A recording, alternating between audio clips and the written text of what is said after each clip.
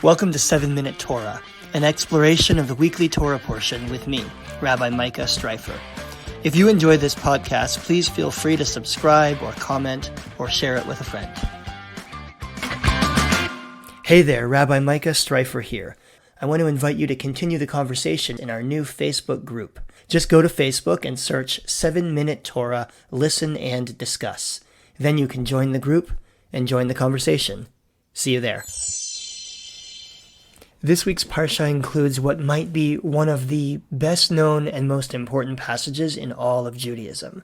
Deuteronomy chapter 6 verse 4, Shema Yisrael, Adonai Eloheinu, Adonai Echad. Hear, O Israel, the Eternal is our God, the Eternal is one. It is a statement of God's oneness that both sits at the center of traditional Jewish belief and also serves as the impetus for Jewish action, both ritual and social justice. And that's what we're going to talk about with our guest today, Rabbi Denise Eger. Rabbi Eger is the founding rabbi of Congregation Kol Ami in West Hollywood, California. She's also served previously as the president of the Central Conference of American Rabbis. As always, we're going to talk about the Parsha for the first little while, and then afterwards, if you'd like to stick around for the rest of the interview, we will talk about social justice, about the LGBTQ community in Jewish life, about rabbinics and coaching, and pretty much everything in between. Rabbi Denise Eger, thanks for joining us. So excited to be here, Rabbi. So you are a rabbi, an author, an activist. You're the founding rabbi of Congregation Kol Ami in West Hollywood, California. Virtual high five for fellow Kol Ami rabbi. Yeah, there we go. We stick together, us Kol Ami congregations, right? That's right. So I want to talk about all of that in a little while, but first, let's talk about the Parsha. Great. We're reading this week Va'etchanan, which is the second parsha in the book of Deuteronomy, the book of Devarim. And one of the most important things that's in here is, of course, the Shema, or the first paragraph of the Shema. So let's talk about the Shema. This is such an important parsha. I mean, it's such a rich parsha, first of all, in Va'etchanan. And there's so many different parts. Of course, there's the second version of the Ten Commandments that comes just before the Shema. But this one-liner, if you will, really is what we used to call the watchword of our faith. I don't know what the watchword is, but I do think it means something that's incredibly important, that it embodies the central idea of God as one. Not that we don't talk about God in many different ways. We do use many different words in Judaism to talk about God. You know, of course, Adonai, we talk about Sur, rock of Israel. We talk about God having many different attributes. But this notion that God is one is, I would call, the central theological affirmation, which many say Judaism is one of the first religions of ethical monotheism, of course, is embodied in this one line in this week's Parsha. Right. It's the final and the most important word of that line, which, of course, we say every day, traditionally, morning and evening. Adonai Echad. God is one. God is this oneness that we experience in the world. Right. And that's exactly what I like, how I like to focus on it, is that notion, not just that there's one God, but that God is oneness, and that it affirms that unity that we have first as a people, as the Jewish people. But I think that there's a secret hinted at, as our mystics would say, that it's really about humanity's oneness. Yeah, I think there's really something to that. There is this idea in Judaism that God is not only one, but also unique. The oneness of God is a uniqueness that I think is then manifest in this incredible oneness of humanity, in the divine image in all human beings. I concur with you 100%. And that is what I ask people to think about, not only when they say the Shema prayer, but really as we meditate on it, to seek out that sense of unity, of that unification of your soul with God, and the connection of your soul, or that holy breath within you that God breathed into the first human being way back Genesis, to everyone else. And, it always says, in the Talmud, when two people study Torah, the Shekhinah, God's divine presence, dwells within. Well, I don't think it's only studying Torah. I think when we recognize each other's humanity, God's presence dwells there. So how does that manifest itself for you in terms of Jewish living? Everyday Jews say Adonai Echad. We say it twice a day, 3 times a day if you're saying your evening Shema also. How does that then transform itself into action? How should I be living in the world because I believe that Adonai Echad? Well, I think that's the practicals we get in the next paragraph, right? We get that with the Aviahafta prayer in this week's. That we put in our liturgy, you shall love Adonai your God with all your heart, with all your soul, with all your being, your essence, right? So it is the faithfulness, emunah, that connects with that, plays itself out in a myriad of ways. Now we have some specific ways as Jews, and that next paragraph of the Shema, the V'ahavta, tells us that you shall bind these words as a sign upon your hand. You shall put them on the doorposts. But you can't just stop there. We have to look at the totality, right? Those are the ritual expressions of that love. The totality is, why do you then study Torah? To glean exactly how to live in the world, to not place a stumbling block before the blind, to be fair in your weights and measures, to bring justice, to pursue peace. I think you have to study it, you have to taste it, you have to digest that Torah so that you can actualize it in the world. I'm always particularly struck by the line that says, "Ukshartam le'ot al yadecha v'hayu letotafot beinecha." You should bind them as a sign upon your hand and let them be a symbol between your eyes. So traditionally, that's the tefillin, the leather boxes that we put, literally putting the words on your hands and on your eyes. But I've always thought that in addition to tefillin, and I happen to love the ritual of tefillin, but I know it doesn't resonate with everybody. But in addition to tefillin, I think there's a message there about what you should be thinking about between your eyes and what you should have on your hands, that is to say, your actions. So in other words, that our values, our Jewish values, should sit in our hands in the ways that we act in the world, and also in our minds in the ways that we think every single day. And, that echoes the medieval theologian Bachya ibn Pekuda, who wrote about, the duties of the limbs and the duties of the heart. He wrote about it as the heart, right? That's, of course, we associate heart with love, right? As well as these actions in the world. And so I think that is what's so powerful, that they literally go hand in hand, if you will. But if we think about the Shema and the V'ahavta as these love statements of the Jewish people, affirmations of love, and think about the Torah being presented to us, and the 10 Commandments earlier in the Parsha. So, that's God's love message to us. And the Shema and our affirmations of the Shema are our love messages back to God. You really do have this sense of being in a sacred relationship with God, and this seeking for this union and this unity. Right, that our love then is expressed through the rituals we perform, and through the words that we say, and through the ways that we teach, and also through the ways that we treat other human beings. That essentially love for God is expressed through love for people. Critically, it has to be. We can only express it when we recognize the divine in another. And that we're reflections of that divine. Which brings us back to that idea of oneness, of unity, that if God is, and all right, you quoted Bachya ibn Pekuda, I'm going to counter with Baruch Spinoza. Spinoza says, and that God, for him at least, is the totality of the universe. God is synonymous with the world. And so if God's oneness is also the unity of the world, then it reminds us that we are part of God. We are part of that unity, that, in a sense, I am part of you and you are part of me, and we are connected to every other person and every other thing that exists, which is quite an amazing way to walk through the world, to think I am actually part of God, and so are you, and so is everybody else. Right. And I think that notion, if we just go back to our Genesis story, that God breathed the first breath into the first human being, kind of tells us that humanity got animated with God's ruach, with God's breath. itself. And so if that's true, then we all possess that peace within inside of us, even metaphorically.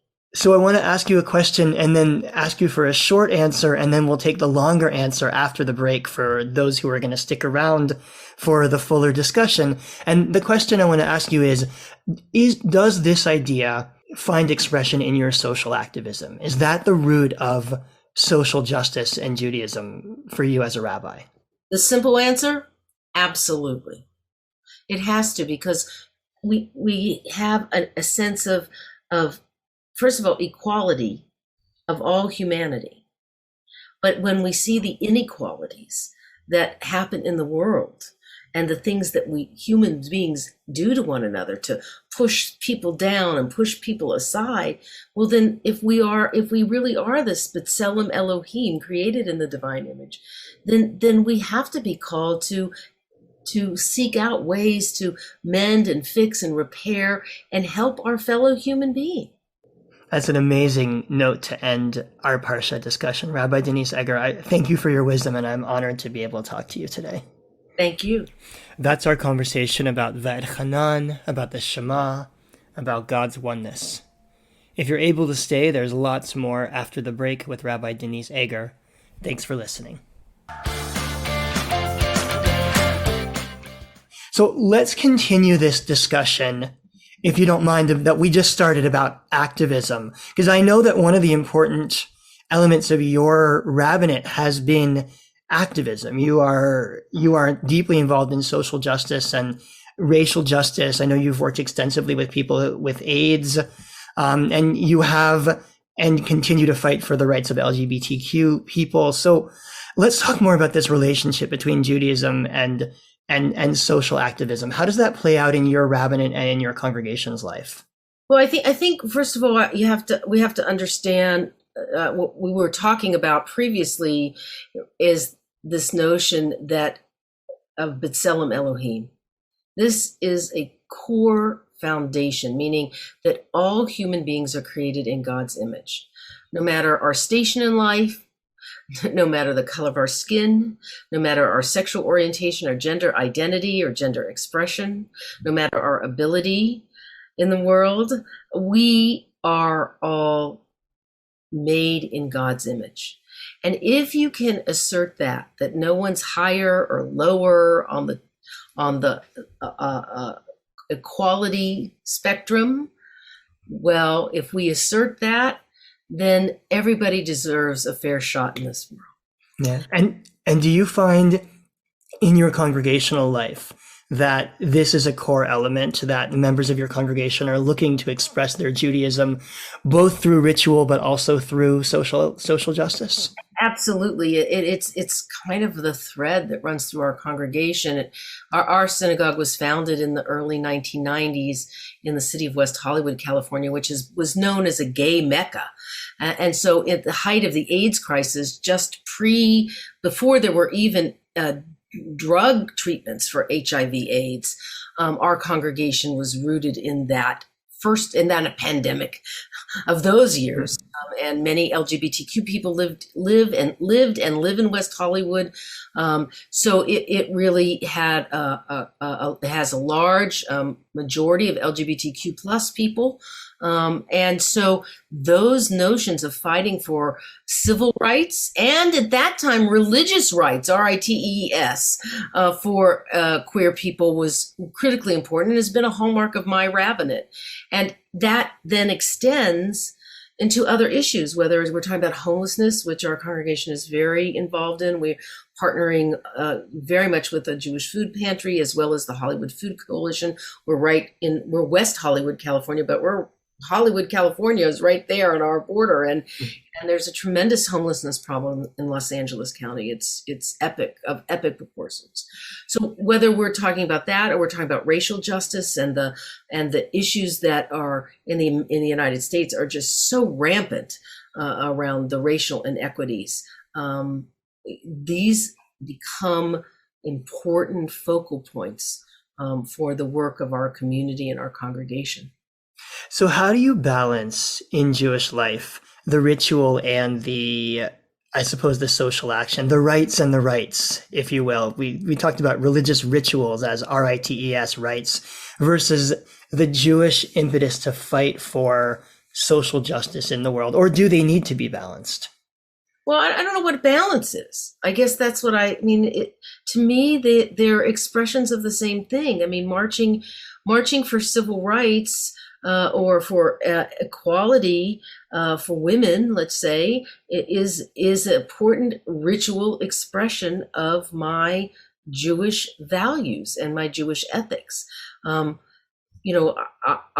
always fond, I mean, it's often said, right? We often repeat the Abraham, Joshua, Heschel phrases of praying with our feet, but I think that's actually true. I mean, let's be honest. In the United States, and I think the numbers are a little different in Canada, but in the United States, Jews are more likely not to go to synagogue to pray, not to go to synagogue to be involved in rituals, and I think there's a lot of reasons for that. But I do think that we have to think about ritual in the broadest sense. It isn't just, rituals aren't just lighting Shabbat candles and saying the blessing over the wine or reciting or davening 3 times a day. There are rituals that are Jewish that are embodied in social justice. So when our congregation takes part in the Pride marches or in a march for social justice for farm workers and a protest for the inequities that farm workers are going through, or refuse to serve certain products at our Oneg Shabbats when we have them. We're not doing them in the pandemic time, but to think about fair trade chocolate and fair trade coffee and what does that mean, and that's living those Jewish values. It's just not an exercise. It's about grounding those actions as an expression, and those are rituals as well.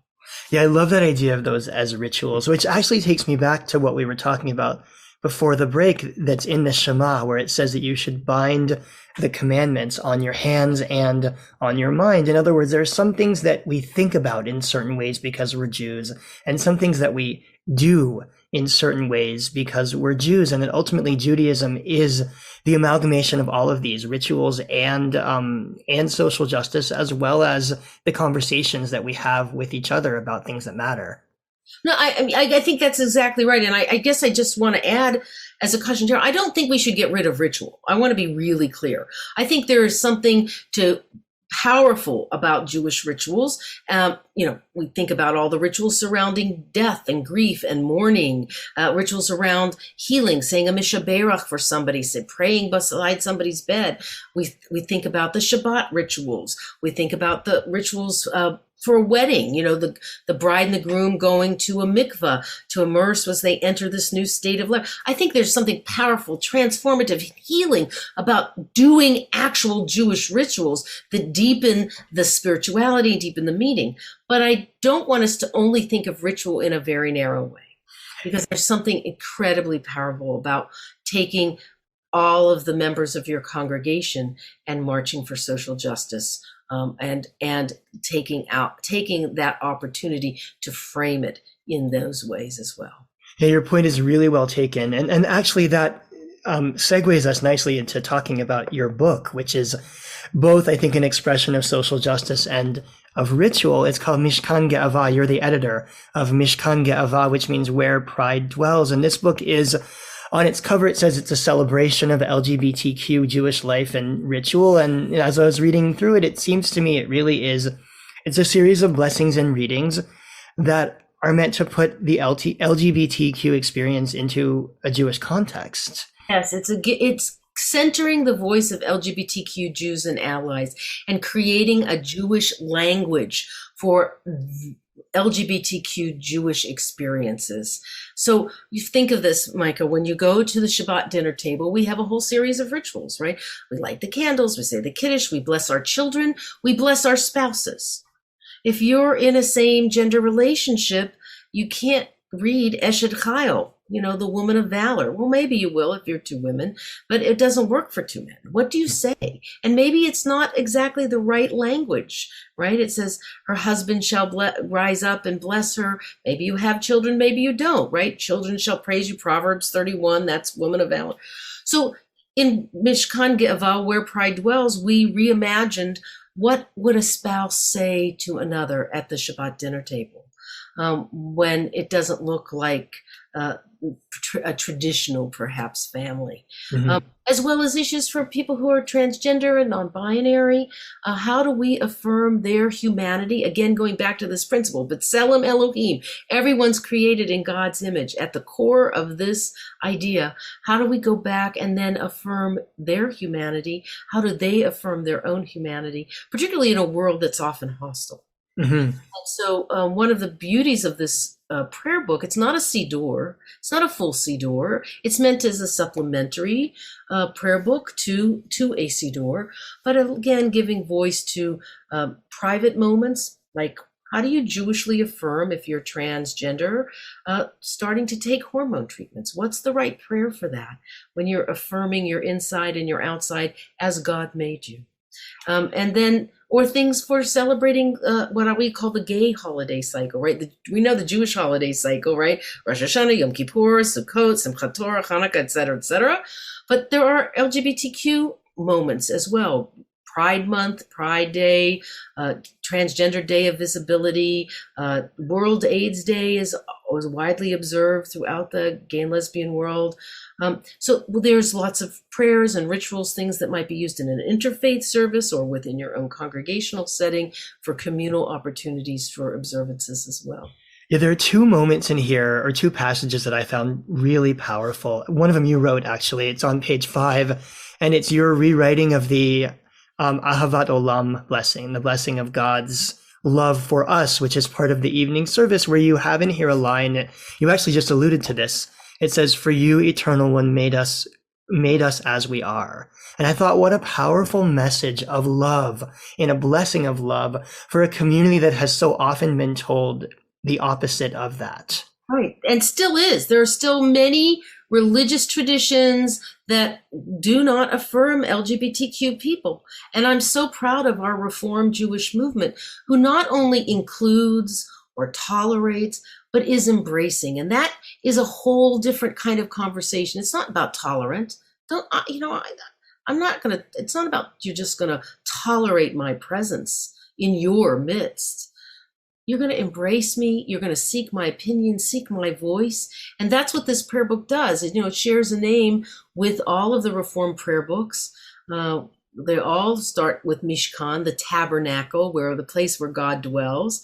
And so this is now an official prayer book of the Reform movement that's giving authentic Jewish voice to the LGBTQ experience. Right, and contextualizing moments of life in a Jewish context, and which actually brings me to my second blessing that I really loved, which is on page 92, and it's the Mishaberach for coming out.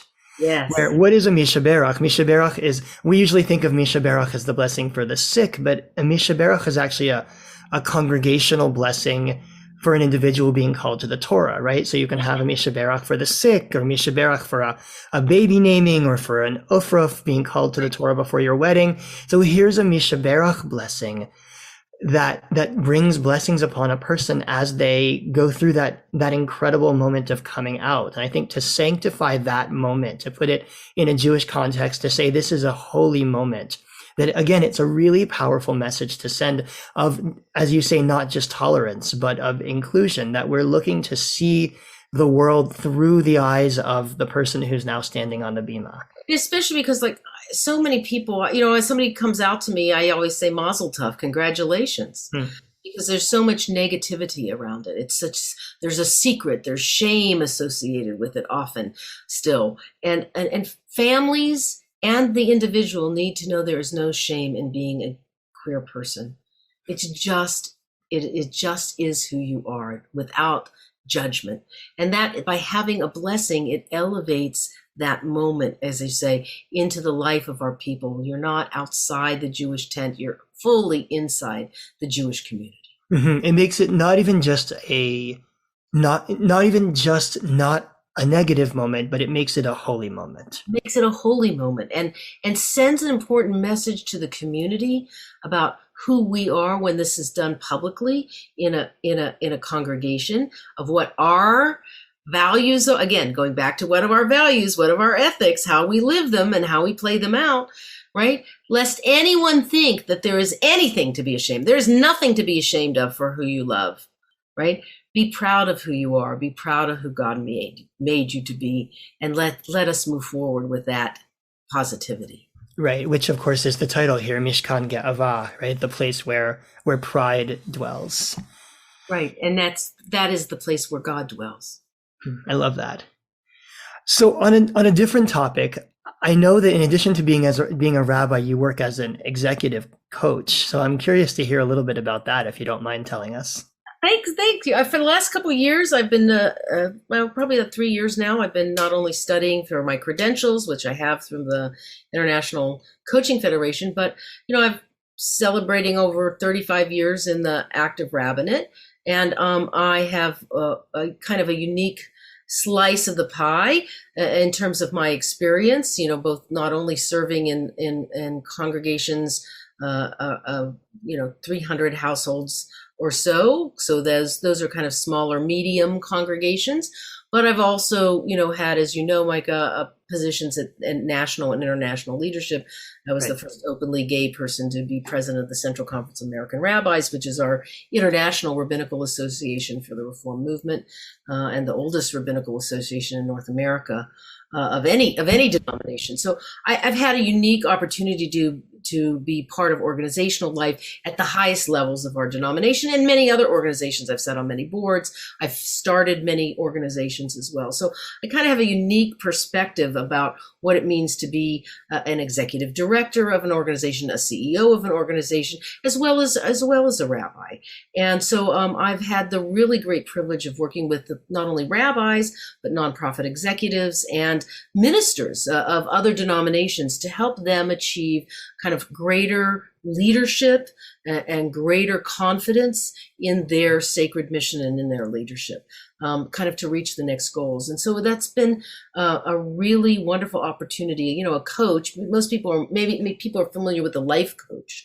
And a life coach what a life coach really does is help you ascertain the goals that you want to work on and help you hold you accountable to what you set as the goals.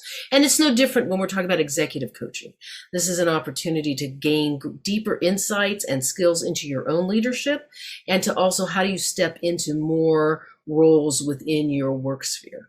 So it's been a very rewarding. I've loved working with both the nonprofit executives and clergy. I've done a lot of consulting with some clergy teams on how they can work better together, and also in some nonprofit teams of when there's not been good communication, when they're trying to work on a strategic plan. And so this has always been a part of my rabbinate that I've loved.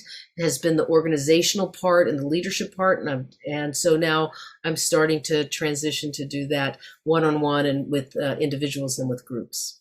You actually just preempted my next question. I was going to ask you if you see similarities between your rabbinic work and your coaching work, and I'll tell you why I'm asking, because I work with a coach sometimes, and I was working with my coach actually earlier today, and I had written out a bunch of questions, a bunch of answers to questions about values and leadership and things like that, and she keeps asking me things like, tell me more about that, how do you feel about that, how does that work with that? And it occurred to me, that's exactly what I do with people that are converting, with couples that are getting married, where we're helping them think about values and about how those values play out in their lives. And so I'm not trained as a coach, and yet I can see a lot of similarities in terms of what rabbis do in terms of helping empower people to live the lives that they'd like to be living. That is, we are a spiritual coach. In fact, in the Methodist Church, they're really working, at least in the U.S., to help people every pastor to be a coach, use the coaching skills as part of the toolbox, if you will, to helping couples, or to be an end-of-life coach, to helping families at that really critical time, or couples, and to use coaching skills in that. And there is a essence to coaching. It is a lot of questioning and inquiry, and help, and it is also about listening. Right, which of course, being a rabbi is about listening, and takes us back to the Shema, because it turns out being a Jew is about listening to our values and to hear God's voice in the oneness of the universe. Correct. And that is really what I do as a coach. Is I'm a really good listener about what you as an individual say you want to achieve, and maybe just can't see the forest for the trees. So together we listen to your words, and I help tease out what those next steps that you want to take to actualize your strengths and to improve your weaknesses. I love that. So I want to ask you two more questions. They're about you and your approach to Judaism. One is about ritual and one is about books. So I'm curious, is there one Jewish ritual that you find particularly meaningful? Well, this is I didn't make this up, but I'm someone who says the Shema every night before I go to bed. I've done it since I'm a child, and I have to thank my parents of blessed memory for that, because every night when I was a child, I might have gotten a story or read a book. They read a book to me, or my father would make up a series of stories for me. But we always said the Shema together every night before I went to bed.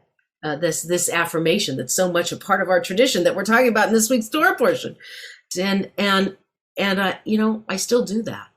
It's still part of who I am as a Jew. Not forget the rabbi part. Even if I wasn't a rabbi, it's very much about that, affirming each and every day, not only my connection deeply with my people, but with my God. And as the last thing I say at night, and to reaffirm, even in the midst of after having maybe a really crappy day, that I can have those few moments of meditation and of prayer to reset myself as I go to sleep at night. I'm pretty sure that's why the rabbis chose, or someone chose, this passage to be what we read every single day, twice a day. So I'm convinced of it. And, I often, people who are in crisis, when they come to talk to me, I often ask them to just use it as a reset prayer. To take pause and to use it as their mantra, if you will, when they're panicked, when they're filled with anxiety, and to reaffirm their sense of groundedness and connection with our God. And the rabbis were wise to use it. I agree. It's really powerful. And you're my second guest in a row to talk about the Shema as a mantra. So clearly this is something that's on our minds right now. Maybe in this pandemic world, we all need a little mantra in our lives. We need grounding in this time that's been so completely traumatic and upsetting and horrific and tragic around the world. It continues to be, as we see the inequities of which countries get vaccines and which countries don't, continues to be horrific in many places. So it's far from over, and yet we human beings each need to know a sense of connectedness, even as we've been isolated from one another. So I think for me, the Shema helps to do that. I love that. So last question, in addition to your book, which is important, what book do we all need to read? Oh, that's a really good question. Well, right now I'm reading a lot about trauma, to be honest about how we hold trauma in the body, and how especially coming in this pandemic, and as at least we're starting to slowly reemerge. I've been reading a lot of books about how we heal from trauma. And so I don't know if I have just one book to share with you, but I think this is something that we have to pay a lot of attention to, because I think many of us are not even aware of how much trauma we've been holding for the last year and a half since the pandemic truly emerged. And we've been so isolated from one another. And even if we have been lucky enough to get vaccinated and are lucky enough to be out in the world again, after having been shut down for so long, there are a lot of fears as people reemerge, and that's normal and natural. So I would say is to do some education about trauma, and to really have a sense of that it's okay to be scared to go back out in the world, but that you shouldn't ignore it. So I guess one of the books that I've been reading is The Body Keeps the Score. It's kind of the classic book, Brain, Mind, and Body and the Healing of Trauma. So it's not necessarily a Jewish book, obviously, but I would encourage people to become familiar with the issues around trauma and how it affects our daily lives. Yeah, I think it's going to be really important. We are going to be an entire traumatized generation having gone through this together. I really worry about our kids, and the younger they are, almost, and teenagers, and at teenage years, you need to be with other kids. That's the whole point of being a teenager, right? Is to leave the home, to start to venture out and to connect with people your own age. And, our younger kids below 11 and 12 who still don't have vaccines, and their school years were upended, and trying to figure out, some kids thrive online, some kids don't. So I think we're going to see a lot of effects, long-term fallout. And so I think as parents, grandparents, teachers, we all need to be aware of it.